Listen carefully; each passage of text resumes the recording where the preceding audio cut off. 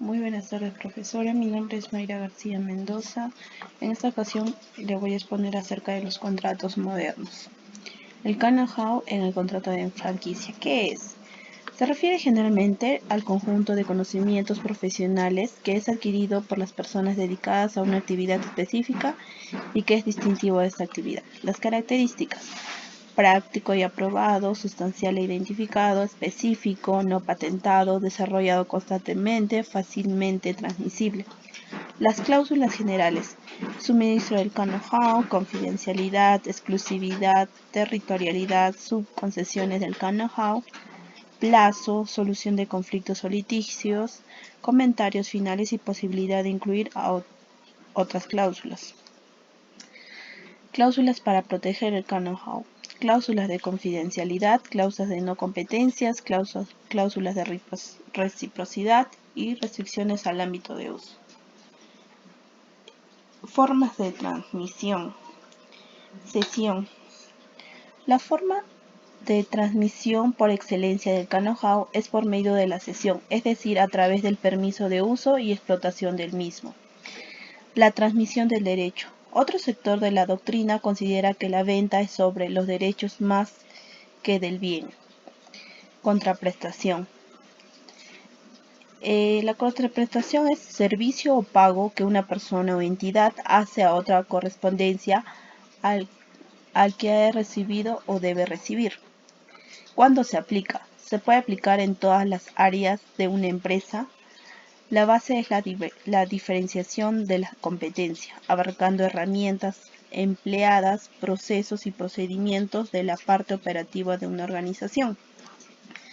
Asimismo, podemos definir a la franquicia como un conjunto de derechos de propiedad industrial, de marcas, nombres comerciales, rótulos de establecimientos, derechos de autor, know-how, entre otros, para la reventa de productos o prestación de servicios.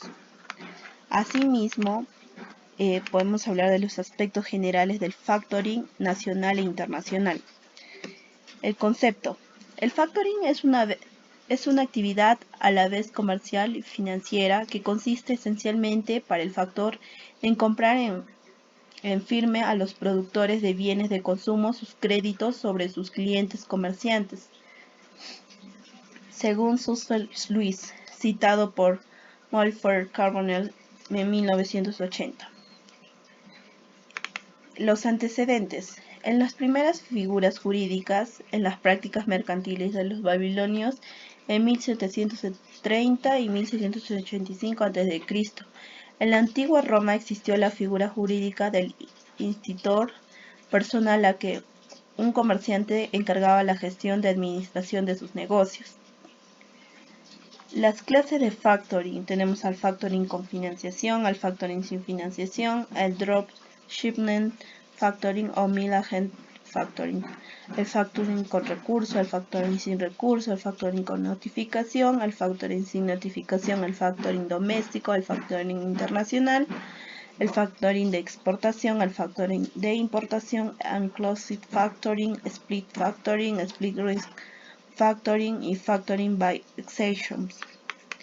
Entre ellas tenemos a las características: es consensual, bilateral, oneroso, conmutativo y de adhesión. Las partes del contrato: el cliente adherente, obligaciones del cliente adherente, derechos del cliente, obligaciones del factor, derechos del factor. Podemos decir que el factoring internacional tiene una función significativa en cuanto al desarrollo del comercio internacional. Cada vez es mayor el crecimiento del comercio internacional, ya que ha permitido la creación de técnicas especiales para facilitar el rol que desarrollan los agentes internacionales que intervienen, reduciendo así la incertidumbre que se genera como consecuencia del riesgo al que se ven sometidos los comerciantes que distribuyen sus mercancías a personas desconocidas. Podemos decir que la extinción del contrato se da cuando, por las causales consagradas legalmente según el artículo 1625 del Código Civil. Puede ser al vencimiento del plazo, fallecimiento de la persona natural, declaración de quiebra, disolución de las personas jurídicas, resolución del contrato producida por incumplimiento, entre otros. El análisis del contrato de joint venture y sus mecanismos de financiamiento. Los antecedentes se originaron a través de las empresas marítimas o comerciales con fines de intercambio. El joint venture proviene de los Estados Unidos de América. A principios del siglo XX, los joint ventures se formaban para compartir riesgos en el transporte marítimo, la explotación de oro y otras empresas.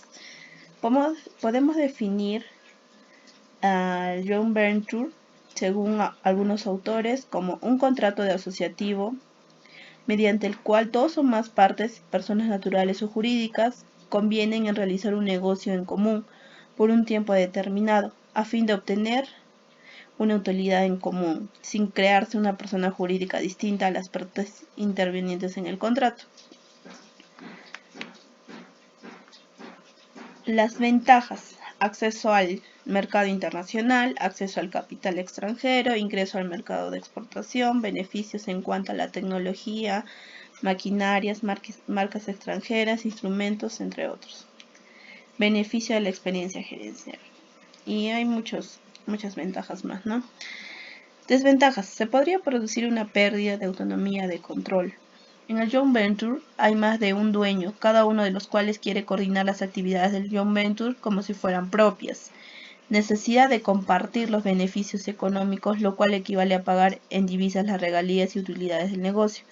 Dependencia de ciertos insumos, partes, piezas, bienes de capital extranjero.